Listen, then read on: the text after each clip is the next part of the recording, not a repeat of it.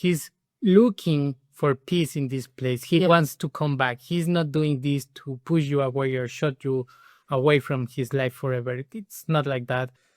Hello everyone and welcome back to Twin Flames Universe, where Daniel and Carmen, Twin Flames in Union and Ascension coaches in training.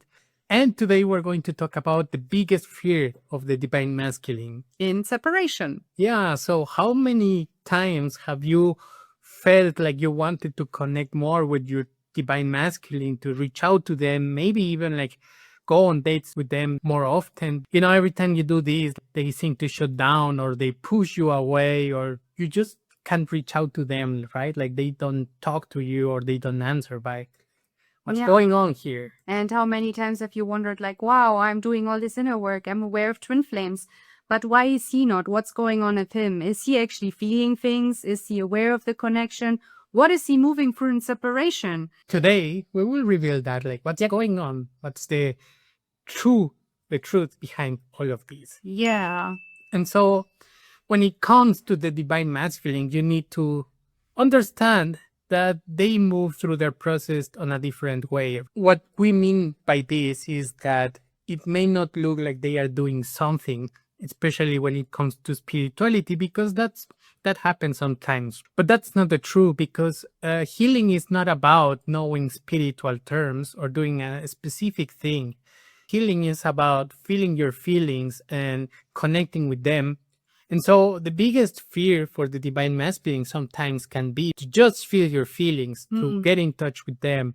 It's very common for the Divine Masculine to not be aware of their feelings or to question them. Is this okay? Am I feeling the right thing? Like, why am I feeling this way, right? And it doesn't have to be something super deep. It can be just like, is this women going to love me? Really? Is this safe? Is it okay for me to be loved back, right? Because that's mostly a Divine Masculine block, to think that whenever you have feelings or you are crying or you are moving through stuff, it's not okay, right? You're not being tough enough.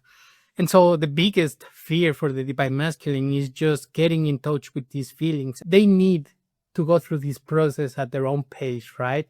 And the best thing you can do to help him heal is to just be with yourself, focus on yourself, be happy.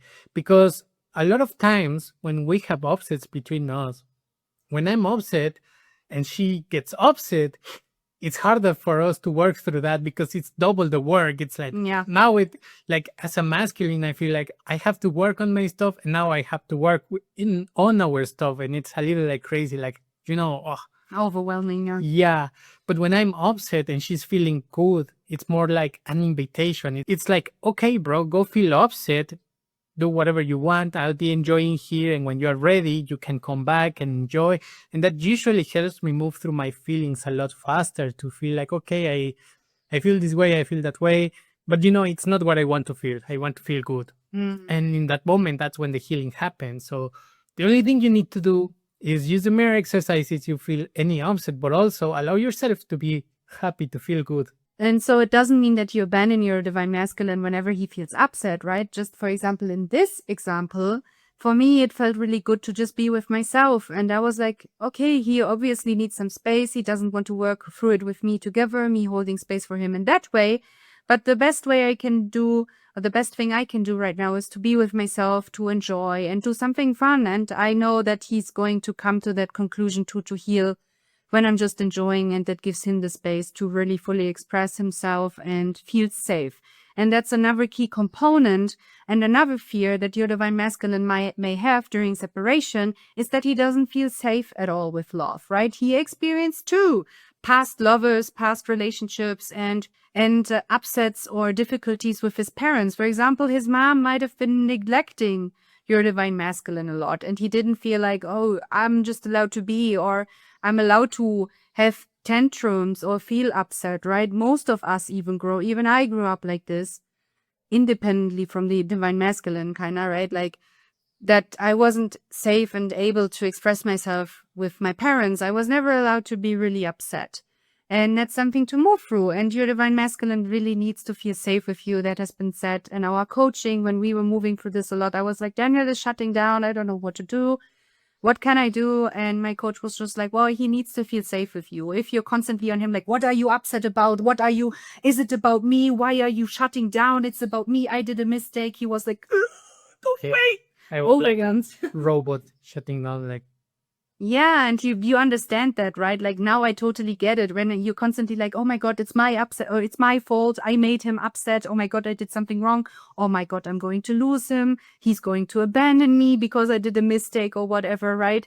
Like that's not the case. I just really needed to be with myself, gave myself the safety and the space. And I know like he is a self-sustaining human being.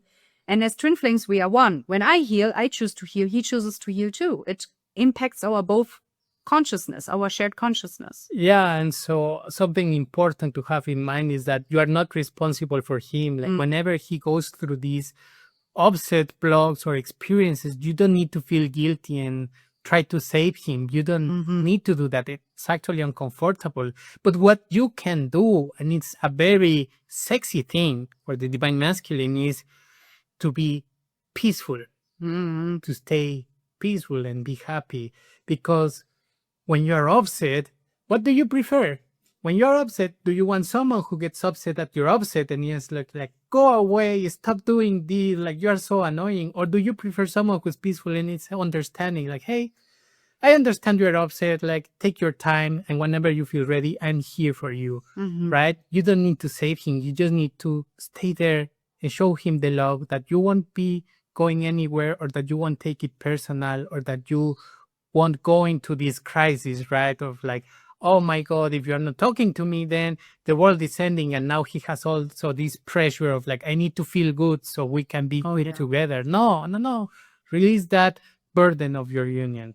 Stay calm, and you will see amazing results, because that's all you need to do to get your divine masculine, and you receive it from a place of peace. Yeah, that's beautiful. Your divine masculine feels when you want something from him, or when you want to get this attention, maybe. And maybe this desire of yours to help him and be there for him is very genuine. But when they need space, when they take their time, you got to respect that. That's very important. And, you know, the divine masculine processes sometimes may be a little different than the divine feminine. For example, I'm a little more inner. I need to journal. I need to write down the mirror exercise. Anyway, very good to do that, right? And maybe stare at the wall and process things like this. I'm really inner. And Daniel is sometimes more like outer. He is processing his feelings while playing video games, or even doing the dishes, going on a walk, listening to music, and just being with himself. Yeah. But rest assured that whatever your divine masculine is doing, he's looking for peace in this place. He wants to come back. He's not doing this to push you away or shut you away from his life forever. It's not like that. A lot of times I have felt very upset, and I just go for a walk, or I just lock myself into a room, take some time for myself, get clear on what's going on. And whenever I feel peaceful, I come back, because that's what I'm looking for peace.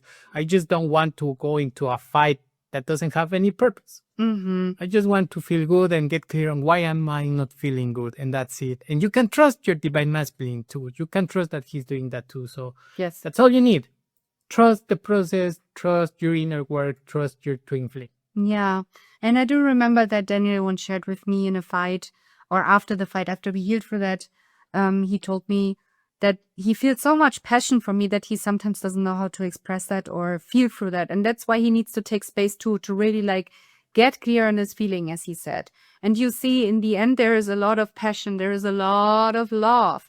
And your divine masculine does love you as much as you love them. He wants to be with you as much as you want to be with them, even though it doesn't look like that always. And you don't look on the outside for the results. Please don't do that. It's really like painful. You look inside, and you find union inside of your heart, inside your heart, with the healing and through the healing. And there your twin flame can meet you, and only from that space. And another thing that was very crucial to come into union for us, and another fear of Daniel, is that he didn't feel worthy of receiving love. And maybe you want to share on that, like you healed that. And yeah, that was basically before revealing Carmen as my true twin flame. I was guided by my coach to work on a block on receiving love, and everything in my journey was going good. My finances were good. I was enjoying my life. I was doing great in my job, but I didn't know who my twin flame was. So I was about to give up. I thought like, well, maybe this is the end for me. It's enough. I'm feeling good. Everything is working fine. So maybe I'll just leave this, it's not meant for me. But I work on this one because I thought like, well, it's like free to do inner work, right? To write down the mirror exercise. And I just did it. And 5 minutes later, Carmen reached out to me. And all that week that I was thinking about giving up, she told me she sent me some voice notes in Instagram, but I never got the notification. Like all that week, I was looking for my twin flame, and in the voice notes, there were some messages saying like, "Hey, I think you're my twin flame, so let's talk about it." But it was only after I moved through that blog that I came to realize that, oh my God, it was already there. And since then, well, the story, we revealed each other. We came into union. I moved to Germany. We married. And yeah, we're ascension coaches. Yeah, now we're ascension coaches in training. So don't give up. You may be one block away of your true twin flame and your harmonious union. It's worth to try it, right? Yes. Yeah. And if you would like to get started for free today, there is a free twin flame test on our website, twinflamesuniverse.com, and you will find the link in the description box down below. And of course, if you like this video, don't forget to like, subscribe, and comment. Peace, to claim peace in your twin flame union. And in your divine masculine. With that being said, see you in the next one. Ow.